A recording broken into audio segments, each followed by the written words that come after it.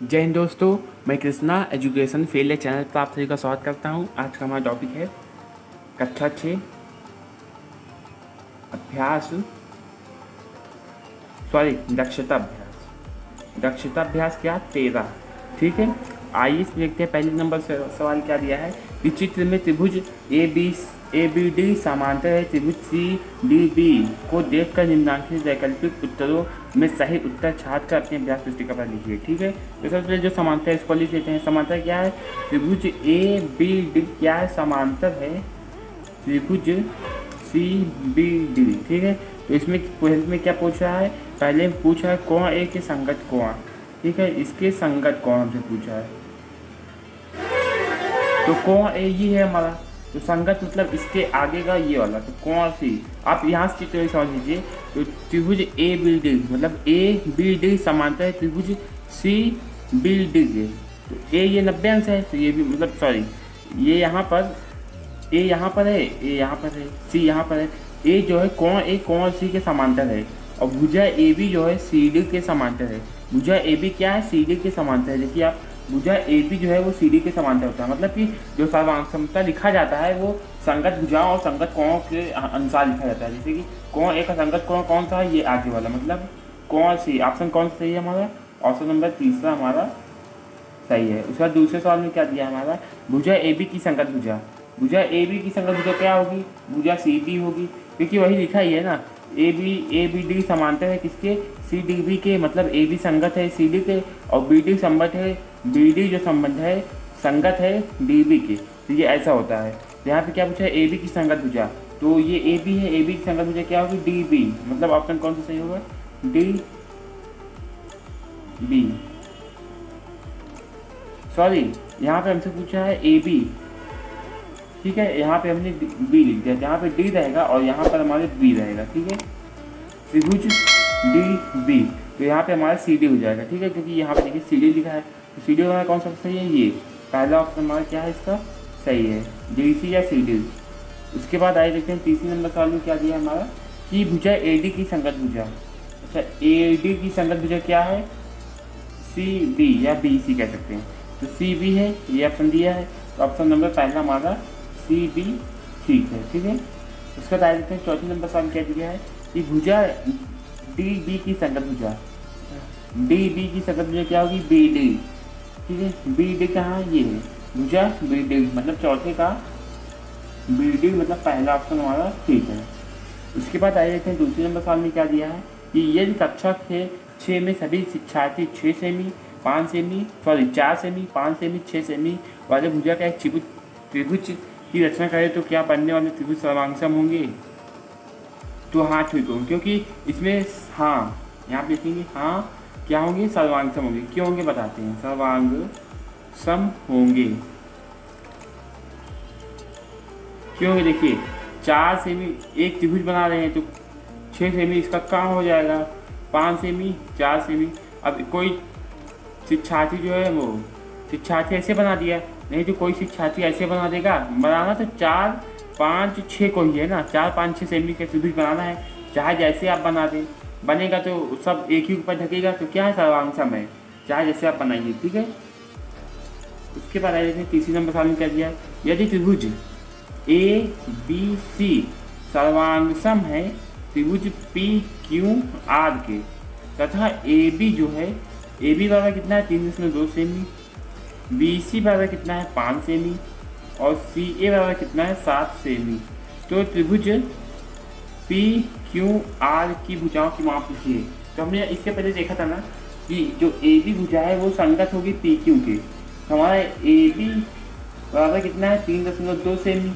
तो हम यहाँ पे क्या लिख सकते हैं? पी क्यू बराबर भी 3.2 सेमी। और उसके बाद फिर बी सी, यहाँ पे बी सी दिया है, बी सी कितना मतलब बी सी ये है, तो यहाँ पे मतलब क्यू आर, तो यहाँ पे हो जाएगा क्यू आर, क्योंकि दोनों संगत भुजा है मतलब बराबर है 5 सेमी। उसके बाद यहाँ पे सी ए दिया है, तो सी ए दिया है। ठीक है, यहाँ पे लिखेंगे आर पी या फिर पी आर लिख सकते हैं। ठीक है, चाहे लिखिए, तो यहाँ लिखेंगे आर पी बराबर हमारा कितना हो जाएगा? 7 सेमी। ठीक है, ये हमारा हो गया। उसके बाद आ जाते हैं चौथे नंबर सवाल। इसमें क्या दिया है? एक त्रिभुज की तीनों भुजाएं एक दूसरे को एक त्रिभुज की तीनों भुजाएं दूसरे त्रिभुज की तीनों संगत भुजाओं के बराबर है। तो एक त्रिभुज की ये तीनों भुजाएं जो हैं ये और ये दूसरे त्रिभुज की जो है, और ये नहीं, दूसरे त्रिभुज की क्या है, तीनों भुजाओं के बराबर है। तो ये क्या त्रिभुज सर्वांगसम होंगे? जी हाँ, क्योंकि दोनों त्रिभुज की भुजाएं संगत हैं, आपस में बराबर है, तो त्रिभुज सर्वांगसम होंगे ही। ठीक है, सर्वांगसम, हाँ सर्वांगसम है। उसके बाद आए 5वें नंबर सवाल। इसमें हमारा क्या दिया है? 5वें नंबर सवाल दिया है एक त्रिभुज के तीनों कोण एक दूसरे त्रिभुज के तीनों कोणों के बराबर है। मान लीजिए ये हमारा त्रिभुज है, तीनों 60 अंश के हैं, और दूसरा त्रिभुज ये हमारा है। अब इसमें भी 60 अंश के तीनों आपस में बराबर हैं, तो क्या सर्वांगसम है? इसमें क्या करेंगे, क्या ये दोनों त्रिभुज सदैव सर्वांगसम होंगे?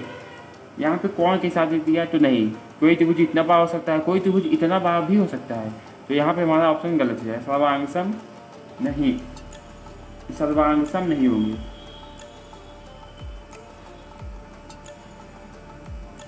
ठीक है, यहाँ पे लेकिन समरूप हो सकता है। समरूप क्यों?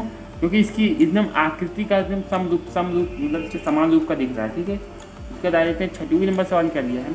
एक त्रिभुज के तीन कोण, एक कोण 130 अंश का है, 130 अंश का है, बस शेष दो कोण आपस में बराबर हैं। त्रिभुज के तीनों कोण की माप, तो हम मान लेंगे इसको कोण एक त्रिभुज है ABC, इस त्रिभुज में कोण इतना है, कोण भी बराबर x है और कोण C बराबर भी x है, क्योंकि दोनों त्रिभुज आपस में बराबर है। और ये तीसरा त्रिभुज है, और तीनों कोणों का योगफल कितना होता है? 180 अंश। तो कोण A प्लस कोण B प्लस कोण C, इसको हम लिखेंगे माना।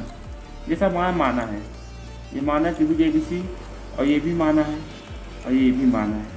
और यहाँ से हमारा सवाल बराबर 180 अंश, तो कोण कोण A 130 अंश हो जाएगा, प्लस कोण BX प्लस कोण CX बराबर 180 अंश हो जाएगा यहाँ पे हमारा। ठीक है, तो x 2x हो जाएगा, और 180 में 130 जाएगा, फिर 180 माइनस 130 हमारा कितना हो जाएगा? 50 आएगा यहाँ पे घर पे। तो x बराबर 2/50 हो जाएगा, 2 यहाँ से मल्टीप्लाई से भाग में जाएगा, तो x बराबर हमारा कितना हो जाएगा? 25 अंश। हमारे दोनों कोण भी हमारा कितना है? 25 अंश, और कोण C हमारा कितना है? 25 अंश। ठीक है, इसके बाद आ जाते हैं 7वें नंबर सवाल। इसमें क्या दिया है? एक समकोण त्रिभुज के दो कोण बराबर हैं, दोनों कोण कितने कितने अंश के हैं? एक समकोण त्रिभुज, पहले आप समकोण त्रिभुज बनाइए, ये 90 अंश का होता है समकोण त्रिभुज। इसके क्या है? दो कोण बराबर हैं, मतलब ये भी x है और ये भी x है, तो दोनों कोण कितने अंश होंगे? ये ABC ये माना है, माना त्रिभुज ABC में। अब कोण A हमारा कितना है? ये 90 अंश का है, और कोण B हमारा कितना है? x, और कोण C x, क्योंकि दोनों त्रिभुज दोनों कोण आपस में बराबर है, तो ये सब बराबर हो जाएगा, ये भी बराबर है।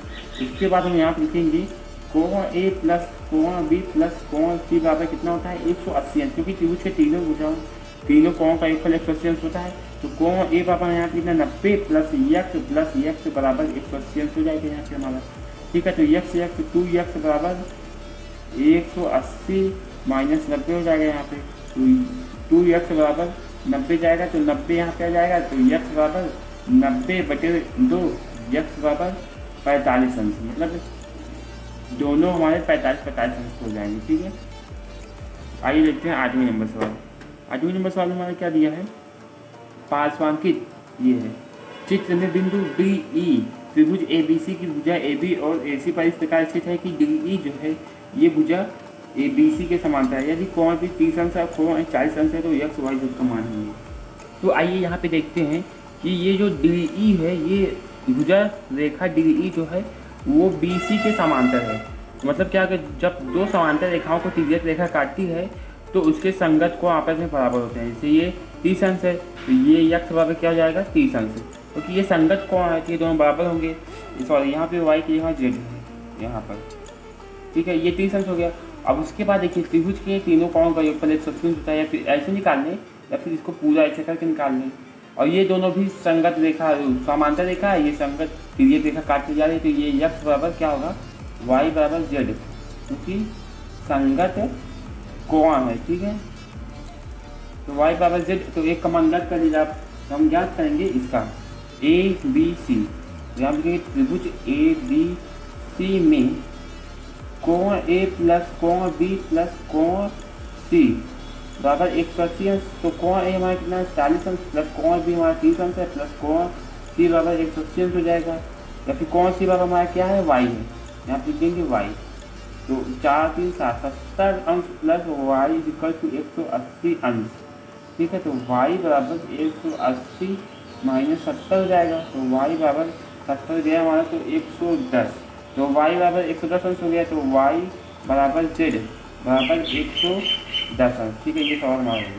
इसके बाद आए देखते हैं 90 नंबर सवाल हमारा क्या दिया है कि पार्श्वांकित चित्र में एक कोण सी समकोण है और CD जो है AB पर लंब है और कोण ए 65 अंश है। तो निम्नांकित कोण के मान लिखिए। ठीक है, तो आइए देखते हैं। तो आइए इसमें देखते हैं कि यहाँ पे देखिए कोण सी ये समकोण है, ये पूरा क्या है, ये समकोण मतलब ये 90 अंश है और CD जो है AB पर लंब है, मतलब CD जो है वो AB पर लंब है।